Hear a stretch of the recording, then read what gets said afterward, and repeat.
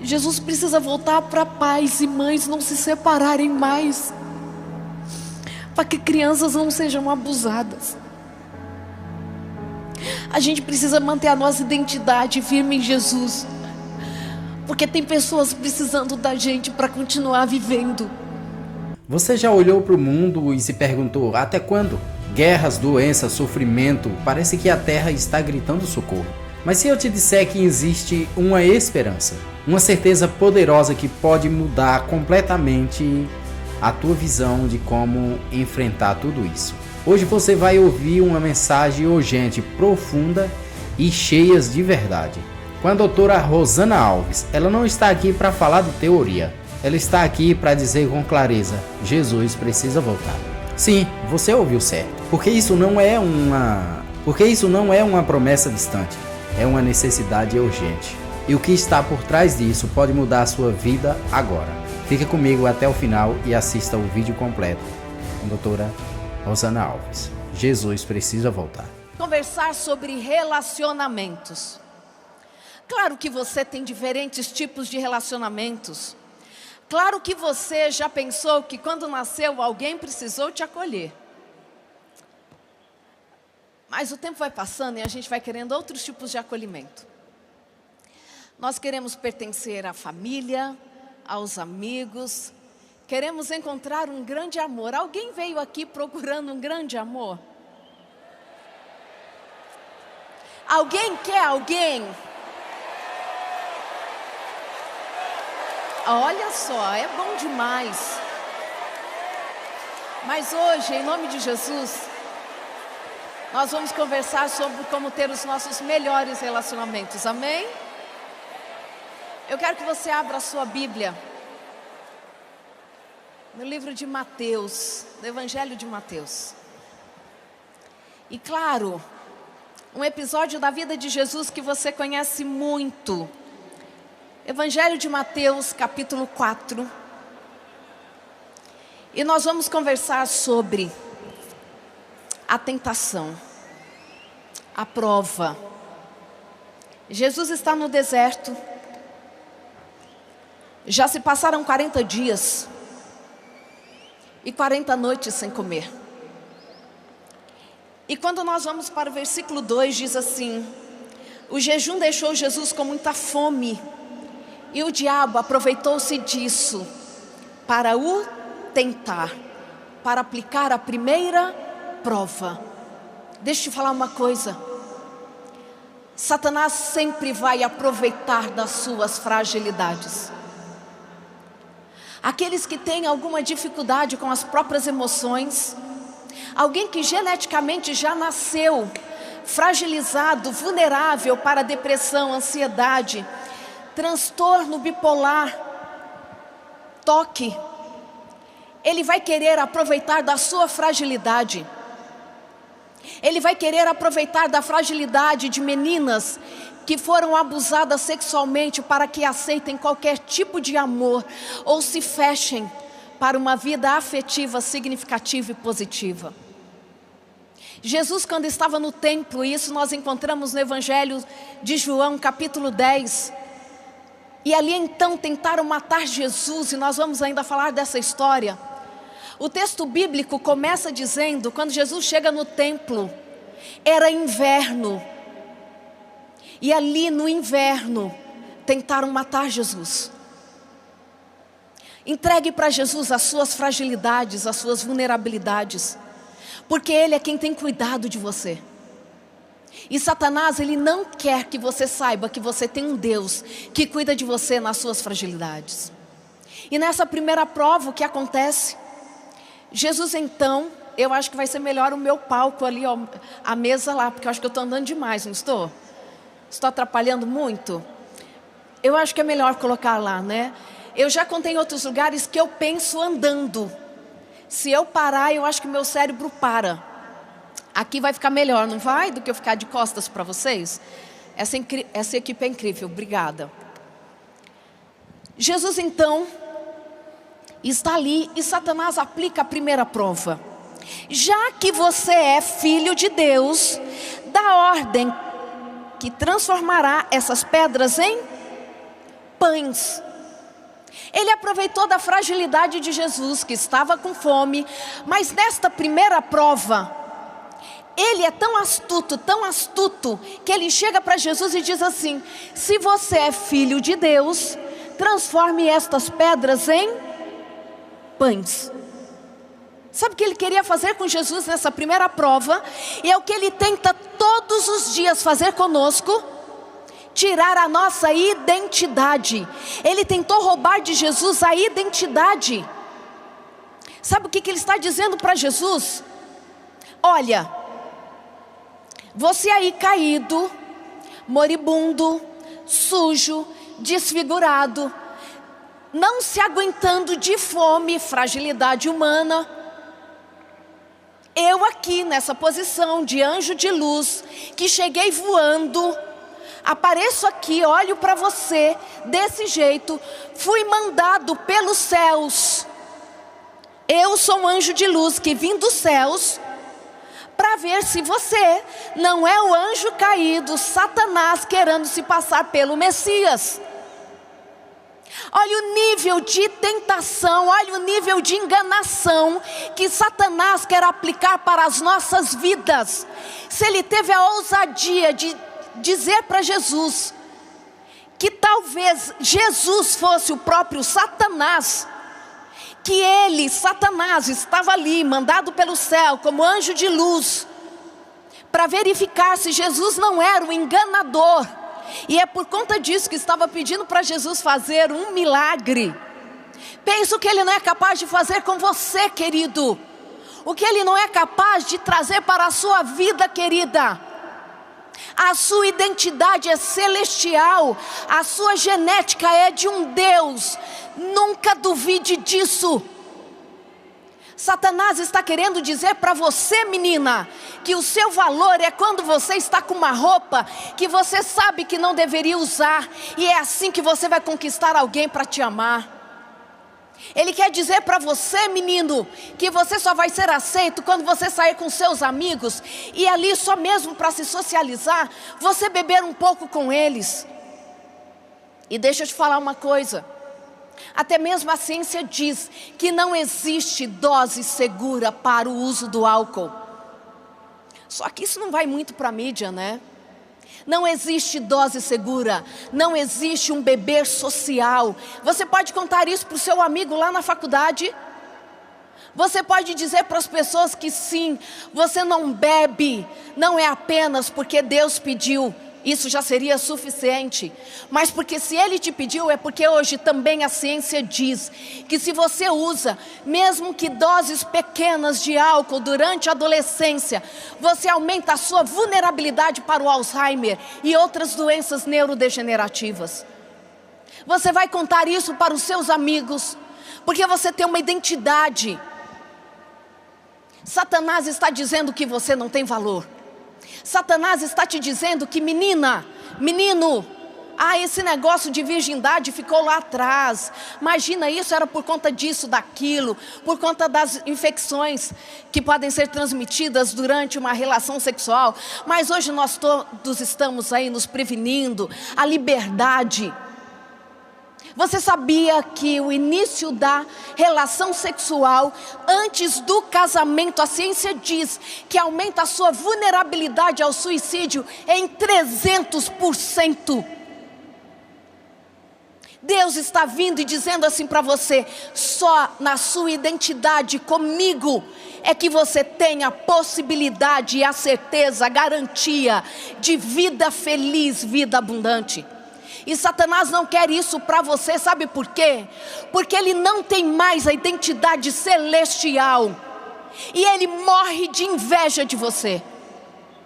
Mas ele é o anjo caído. O tempo todo nós estamos tendo que escolher. O sirva-se está diante de nós. Você pode se servir hoje de pedras. Porque não acredite que Satanás vai te falar que o início amargo, ou a sua decisão pelo lado dele, vai te trazer garantia de saciedade.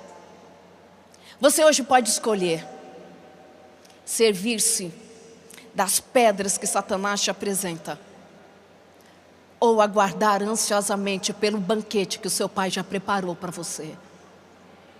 Quando a gente olha para os estudos, o que nós encontramos é que os jovens estão tão confusos, tão confusos. Eu fiz parte da FAPESP por muitos anos, esse Fundo de Apoio à Pesquisa do Estado de São Paulo, e foi muito interessante essa pesquisa que eles lançaram, e foi publicada até no jornal da USP, mostrando que os jovens defendem a ciência, mas desconhecem a produção científica do país. Eles querem até que o governo invista mais em pesquisas, mas eles não sabem o nome de nenhum cientista brasileiro. Mais de 60% dos jovens não conhecem o nome de um cientista brasileiro. Se você não lembrar de um, lembra de mim pelo menos, tá? Você fala assim, eu conheço, eu estou fora dessa estatística. Eles não conhecem. É tudo tão confuso, que eles querem. Mas também quando nós olhamos, não sabem fazer uma diferença entre fato ou opinião. Não sabem fazer uma pesquisa sobre um assunto que saiu na internet e a sua principal fonte de pesquisa tem sido o que os influencers falam nas redes sociais. Recentemente eu dei uma palestra nos Estados Unidos sobre o aborto, um assunto que um dia talvez a gente converse com o tempo. E os jovens defendendo o aborto, porque ali na Flórida estava a discussão da liberação ou não, enfim. E eles disseram assim, nós somos a favor sim, da liberação, a mulher tal. E eu falei assim, quem trouxe para vocês esses dados? Onde vocês leram sobre isso? Nas redes sociais. Sabe por que eu estou te dizendo isso?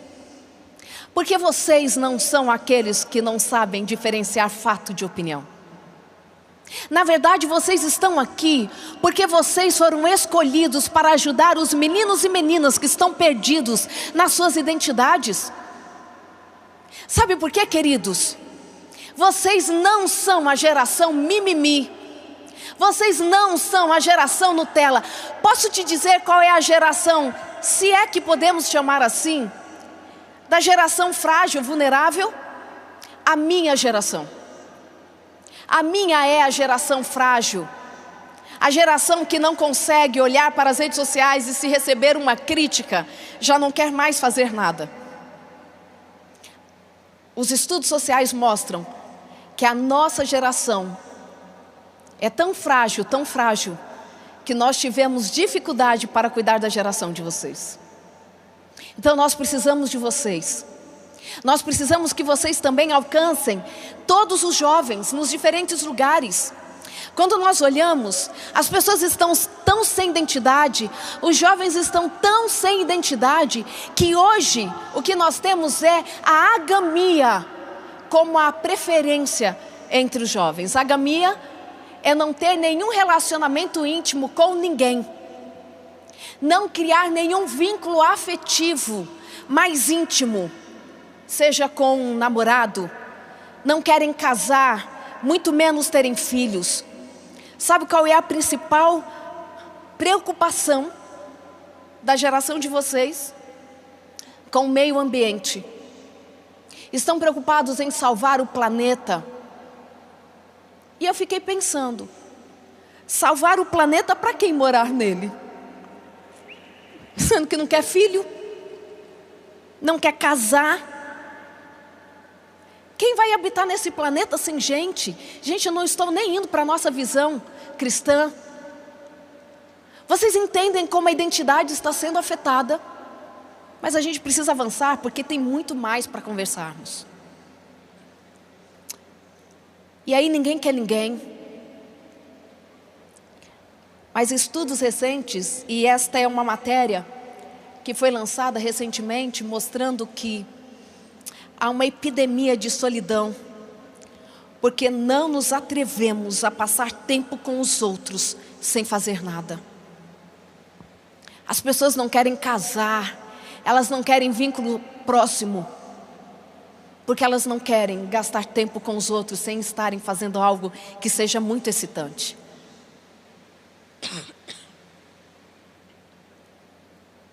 E o que nós encontramos hoje? O tipo de solidão que os jovens estão vivendo é mais prejudicial do que fumar 15 cigarros por dia. E estas são palavras de especialistas como Vivek Murthy. E ele é um dos maiores nomes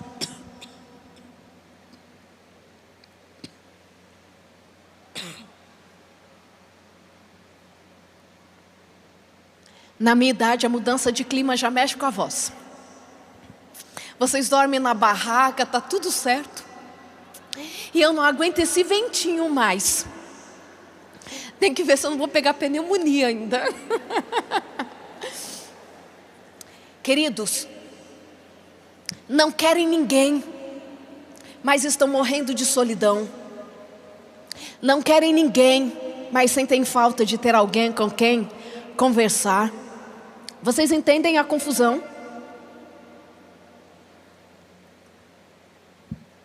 Quando nós olhamos, Deus tem algumas soluções.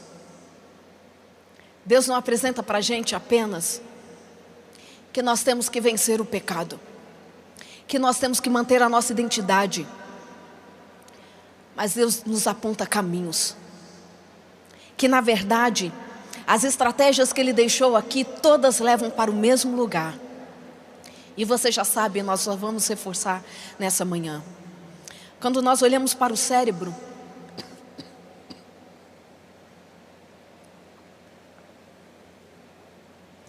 esse artigo ele é muito interessante, porque o que nós falamos que de fato funciona, para que você tenha regulação emocional, para que você possa enfrentar as dificuldades da vida, e mesmo assim não desistir, para que você possa ter saúde mental, é ter regulação emocional. A regulação emocional é que coloca em mim o freio, quando eu quero fazer algo que eu sei que eu não posso fazer. E a regulação emocional, ela vai sendo desenvolvida ao longo da nossa vida, mas ela precisa já estar estruturada no final da adolescência. Nós precisamos começar com a criança a ensinar a regulação emocional. Não tenho tudo que quero, na hora que quero, do jeito que quero. E você precisa aprender isso em nome de Jesus.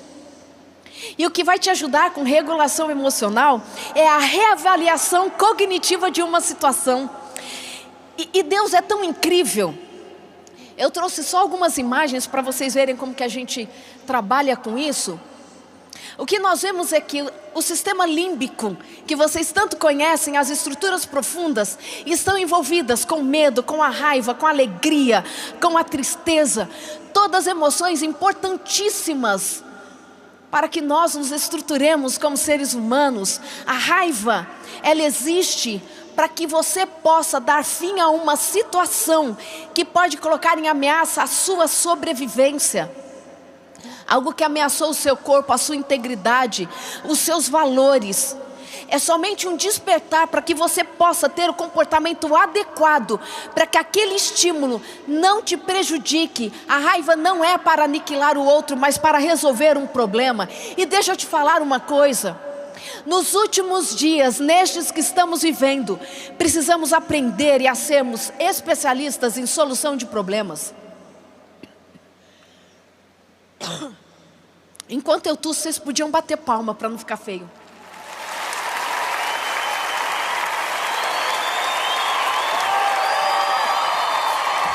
Vamos combinar assim para não ficar feio na transmissão?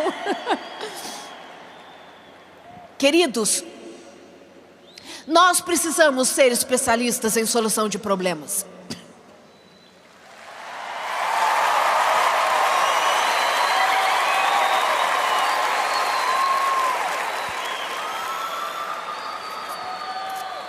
Que a mensagem é tão especial nessa manhã, mas a gente não vai desistir. Amém? Você precisa ser especialista em solução de problemas. O medo é para que você evite situações que te levam à morte. É só um estímulo para você mudar. A tristeza, levem isso com vocês. Tristeza é uma emoção que, segundo a neurociência, ela é a emoção da reflexão. para que você decida se você continua na mesma direção ou se você toma um caminho diferente. Não é para te levar à depressão, à desistência. E a alegria, a emoção da expansão, do querer fazer de novo, de repetir uma situação que foi boa. Mas uma dica da neurociência, vai ter que ter alguma variação no que você quer repetir para que você possa ter a mesma experiência satisfatória. Mas de verdade, quando a gente olha, quando você está enfrentando uma grande dificuldade, você precisa ser mais assertivo. O que nós falamos é que a reavaliação cognitiva é o que vai trazer para você mais sucesso. E sabe que a reavaliação cognitiva, parar e pensar sobre o que você precisa fazer. E quando nós olhamos para o cérebro humano, nós vemos que Deus colocou diferentes estruturas ajudando a gente nessa reavaliação cognitiva. E você não está entregue à impulsividade, por exemplo, da amígdala. Quando nós olhamos então para todos esses resultados, nós percebemos que no córtex pré-frontal, ventromedial, nós temos um dos lugares mais importantes para a sua reavaliação cognitiva de uma das situações. E posso te falar? Essa estrutura é única no cérebro do humano. Não existe em nenhum animal correspondência com esta subestrutura. Só você tem, sabe por quê? Porque Deus te fez semelhante a Ele. E é o nosso lugar do livre-arbítrio. Deus colocou em nós o livre-arbítrio para usarmos, para fazermos reavaliação cognitiva, para tomarmos a decisão da melhor maneira possível. E você vai utilizá-la em nome de Jesus, porque Ele quer manter em você identidade. O que falta para muita gente no mundo é entender que eles pertencem, que elas pertencem a alguém. A cosmovisão de que eu existo muito além do meu nascimento e muito além do que eu vou viver aqui de forma aleatória, mas que Deus me escolheu para uma missão especial. Isso traz sentido para a sua vida sim, porque é muito além e muito mais importante do que você pertencer a alguém aqui, pertencer ao seu pai, à sua mãe, encontrar alguém legal para casar, ter filhos. É você pertencer ao reino de Deus, você é genética celestial, nunca esqueça disso. Você pertence a Deus. E quando você olhar para isso, para a sua vida, o seu olhar para si mesmo muda. Queridos, eu sou cientista há muitos anos. Eu sou cientista há mais de 26 anos. Daqui a pouco eu faço 30 anos de carreira. E eu cresci no meio científico. E sabe o que acontecia muitas vezes? No laboratório, nas nossas reuniões científicas, às vezes eu chegava assim, e os meus colegas falavam: olha, antes de você chegar, nós estávamos conversando aqui. O meu chefe junto, e dizendo assim: olha, hoje nós decidimos que não vamos discutir aquele artigo. Nós queremos saber o que você acredita que acontece com as pessoas depois que elas morrem. Você pode explicar para a gente por que você guarda o sábado? Quando eu mudei para os Estados Unidos, para trabalhar ali na Universidade de Toledo, em Ohio, cheguei numa quarta-feira, a minha chefe toda feliz veio falando assim: ai, Dr. Alves, sexta-feira nós vamos ter um simpósio muito importante na Universidade de Michigan. E eu estou contando isso para me exibir mesmo, porque eu ainda acho que não me conformei, que eu moro 11 anos lá. Então eu estou me exibindo agora, tá? Aí, ela falou assim: olha, nós temos um simpósio na Universidade de Michigan. É um simpósio muito importante, sexta-feira. Eu já fiz a sua inscrição e já combinei com chefes de departamento, todo mundo que estará lá, para te apresentar. Você acabou de chegar. Então, depois do simpósio, nós vamos sair para jantarmos, e aí eu te apresento todo mundo. Eu falei assim: obrigada, Senhor. Cheguei sexta-feira já. Eu falei assim: nossa, obrigada, que interessante. Dr. Pierre, eu estou meio perdida assim no horário, né? Pôr do sol, tal, porque eu acabei de chegar. que horas o sol se põe na sexta-feira? Tem noção? Ela falou assim, eu acho que umas 6 horas começa a escurecer. Eu falei assim, então, sou adventista. Vai ser muito legal ir para o simpósio, mas o jantar não vai ser possível porque eu guardo o sábado. O que a gente pode fazer? Ela assim, você é adventista? Então deixa eu ver aqui o que eu vou fazer. Ela então falou assim, olha, eu desmarquei o nosso jantar, ok? E na hora ali do coffee break, do intervalo, eu vou reunir a todos e vou te apresentar para todo mundo. Eu falei assim, que legal, acabei de chegar e acabei já com o jantar do laboratório inteiro. Ela falou assim, vamos combinar com o motorista então, para que nos traga antes, etc. Chegamos lá então, no intervalo, no coffee break, ela chamou ali os chefes de departamento para me apresentar. E ela disse assim, olha, o jantar foi desmarcado porque a Dr. Alves, ela é adventista. E ela guarda o sábado. E ela diz assim, eu já escutei muito falar sobre os adventistas e eu sei que vocês têm alimentação diferente e guardam o sábado. Só que eu não conheço mais nada sobre vocês. Você pode explicar para a gente quais são as suas principais doutrinas? E eu ali falei assim, Senhor, por favor, me dá o dom de línguas, porque eu não posso errar em nada nesse inglês. Porque vai que eu falo que eu não posso comer porco, mas eu posso comer gambá. Eu não posso, Senhor. E ali depois de eu falar rapidamente sobre as nossas doutrinas, para aqueles cientistas catedráticos, a minha chefe, uma francesa, ela emocionada diz assim na frente de todos, uma pena eu ter nascido num país onde nós aprendemos a não confiar e acreditar em Deus, mas Ele me faz tanta falta. Aí eu diz assim, Dr. Pierre, não precisa se preocupar, eu vou te apresentar para Ele. Queridos, existem pessoas que não tiveram um encontro com Jesus porque foram impedidas disso. Impedidas pelos traumas, impedidas por relacionamentos abusivos, impedidas pela cultura. Mas você foi convidado por Jesus para apresentá-lo àqueles que não o conhecem. Porque nós temos uma cosmovisão que diz que nós nascemos para pertencermos ao reino.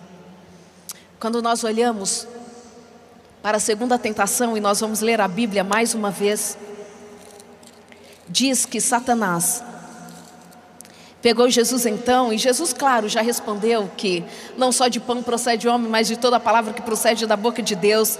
E na segunda tentação então, que você pode ler nos versículos 5 e 6, diz assim, que ele levou Jesus então à cidade santa, ele o pôs na parte mais alta do templo e o desafiou. Olha que ousadia, leva Jesus para um lugar santo, para fazer uma proposta profana.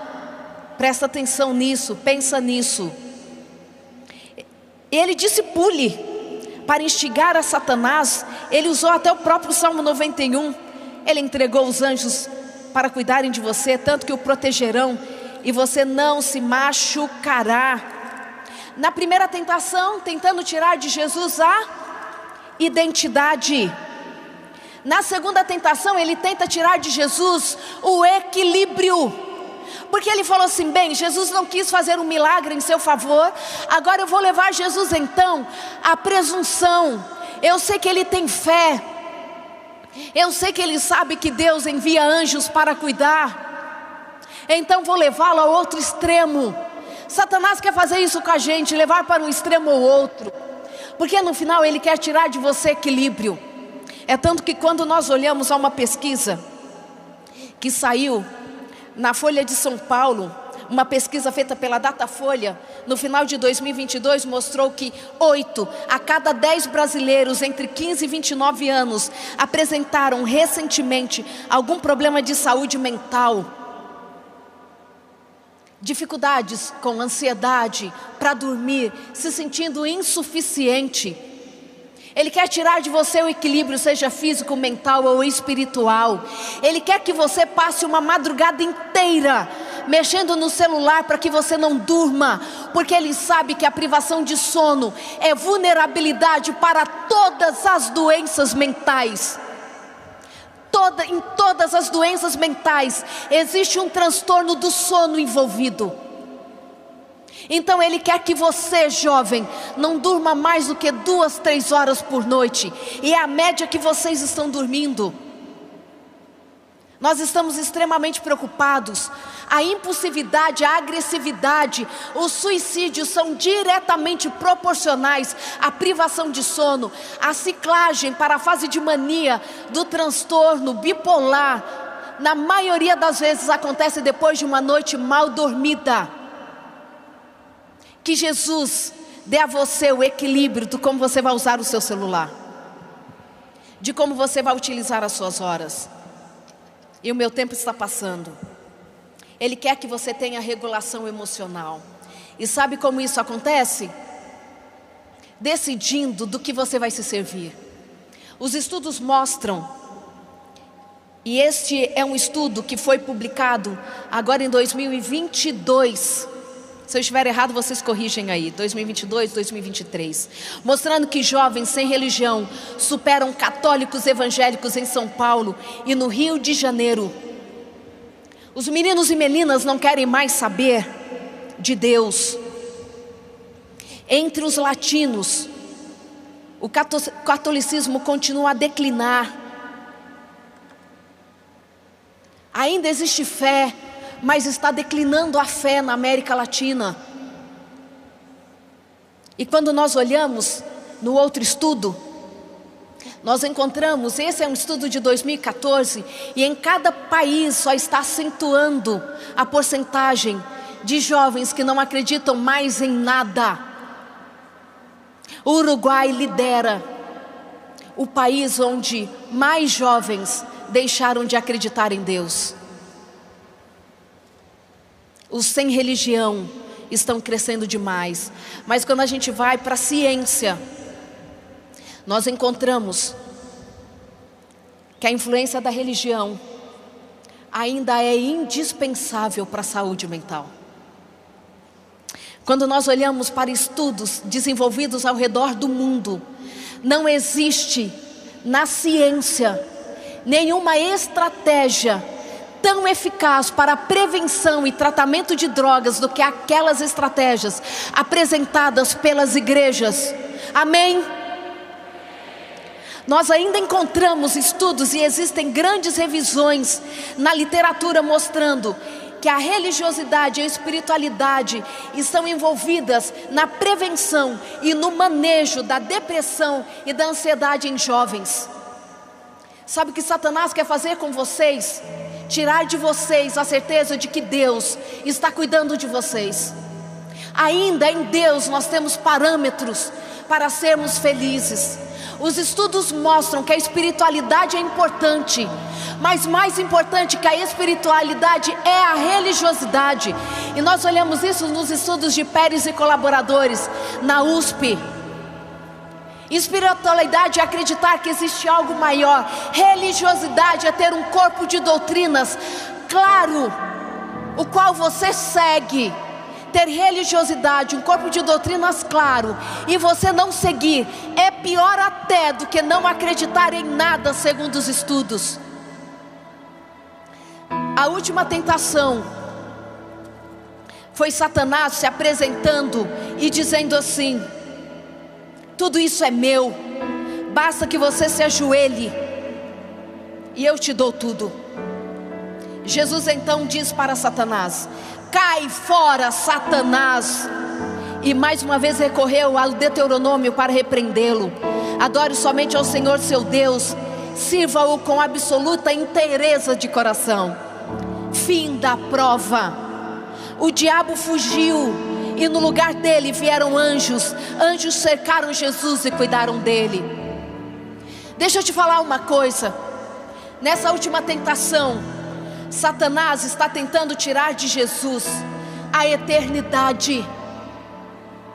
Porque no momento que Jesus se prostrasse, Jesus perderia a eternidade. Então ele tentou tirar identidade, equilíbrio e eternidade. Tudo que ele não tem, e Ele não quer que você tenha. A ciência tem se curvado e dito que felicidade só existe na identidade, e quem firma identidade em nós é Cristo Jesus.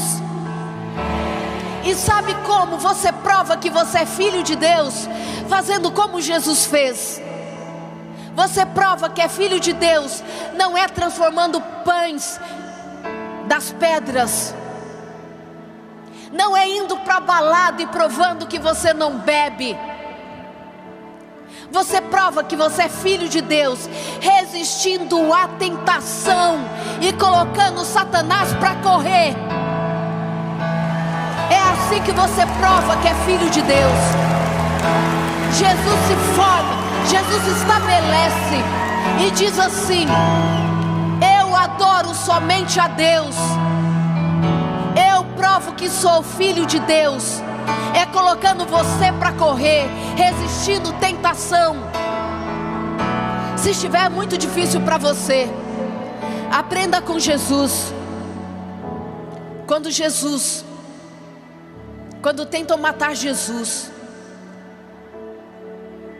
lá no templo, quando o seu ministério está acontecendo, Jesus está no templo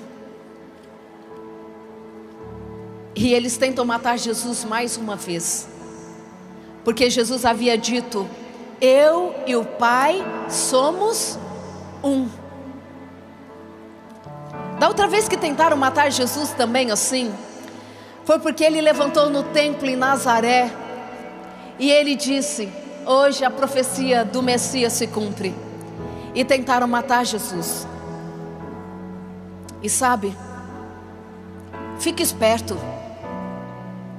Satanás não está preocupado com o curso que você faz, se você vai ficar solteiro, se vai casar, se vai ter filho. Na verdade, o que incomoda é o que está escrito aqui em João 10. Eu vou ler rapidamente para vocês. Jesus pergunta para eles: por qual das minhas boas obras vocês querem me matar? E eles respondem para Jesus: não é por nenhuma das boas obras que você faz, mas porque você declara que você e Deus são um só. O que Satanás está muito incomodado é que você e o Pai são um. E quando tentam matar Jesus mais uma vez, sabe o que Jesus fez? João capítulo 10, 39 a 42 diz assim: eles ainda tentaram prendê-lo, mas ele conseguiu escapar. Voltou para a região do Jordão, onde João batizava, e ficou ali. Quando tentarem te matar, quando tentarem dizer que você não vai conseguir, quando tentarem dizer que você é um esquisito, porque você não faz o que todo mundo faz, volte para o Jordão, porque é lá que você escuta o próprio Pai dizendo do céu: você é meu filho amado que me traz alegria. O que importa é o que Deus pensa sobre você. Não se preocupe muito com a opinião das pessoas, porque é assim que a gente vence prova, é assim que a nossa história muda.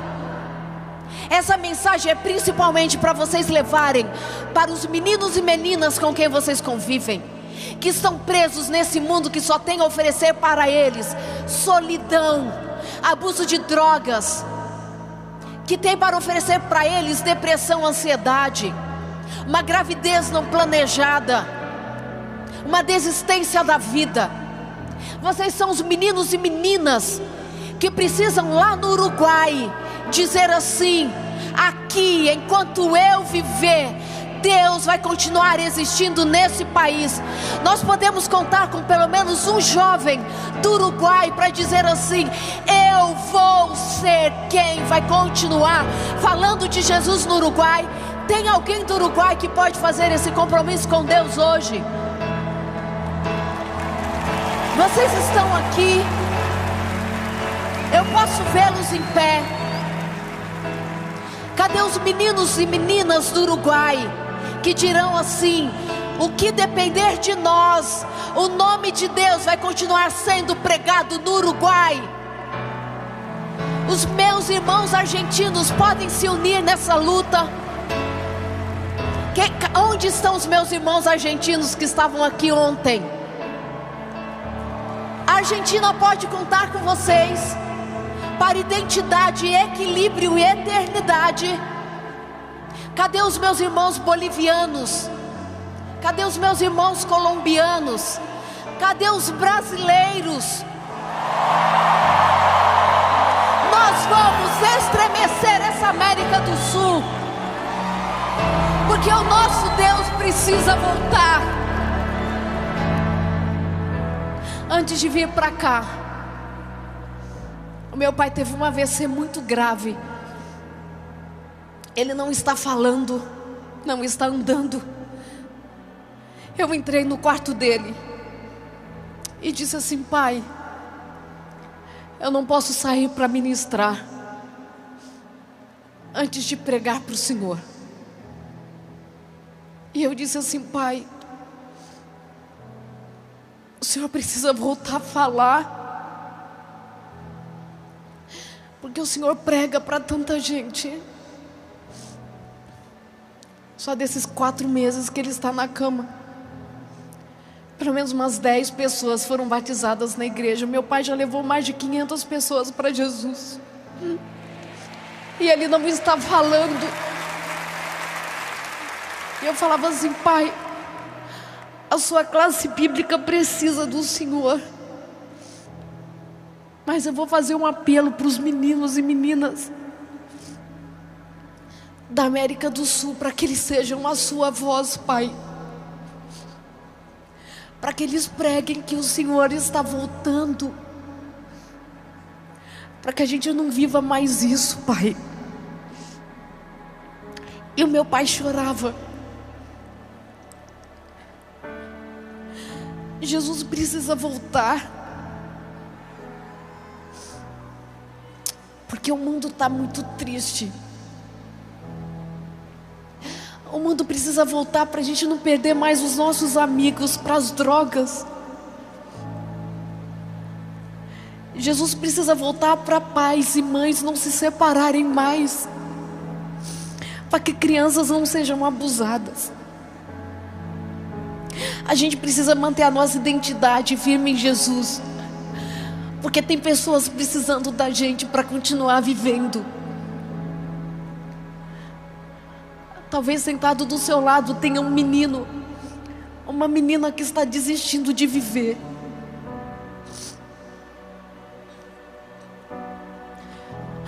Nós somos Jesus nesse mundo.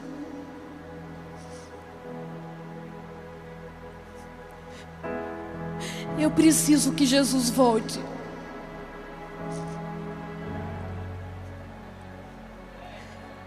Eu preciso que o deserto passe. Eu não aguento mais atender meninos e meninas que não querem mais viver. Eu não quero mais que o meu telefone toque na madrugada, porque alguém abusou de um bebê. Eu quero que Jesus volte. Eu quero que as pessoas entendam que a salvação está próxima.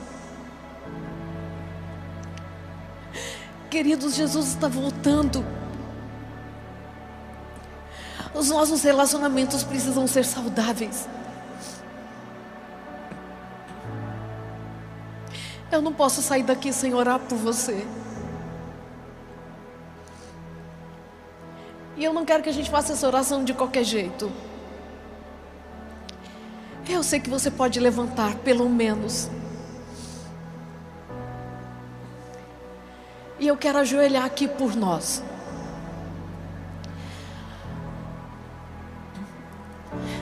Porque Satanás, ele não é maior do que o nosso Deus.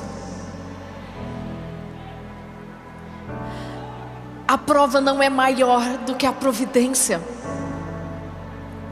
Resistam à tentação e o diabo fugirá de vocês. Eu quero abençoá-los nessa manhã. Oh Pai querido,